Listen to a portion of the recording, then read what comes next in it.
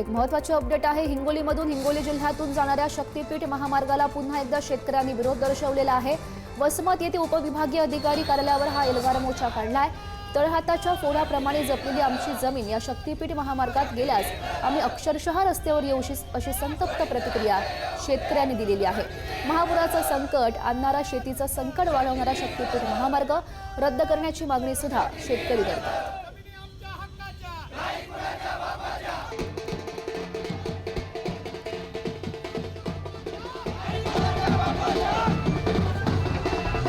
आमची जमीन आम्हाला पाहिजे। आमची हक्काची जमीन आम्ही देऊ देणार नाही। आमचे लेकरं बाळ आम्ही कोठे जाऊ नेऊ?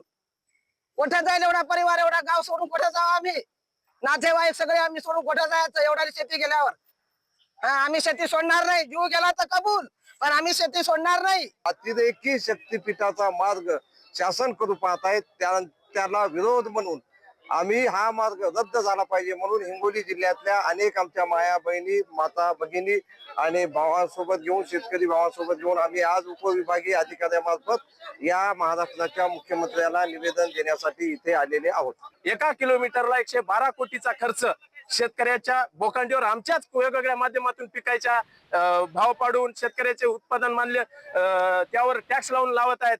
शक्तीपीठ महामार्गाच्या विरोधात आता हिंगोली जिल्हा विरोधामध्ये या ठिकाणी एकवटलेला आहे। शेतकऱ्यांची एकजूट आपल्याला या ठिकाणी बघायला मिळत आहे।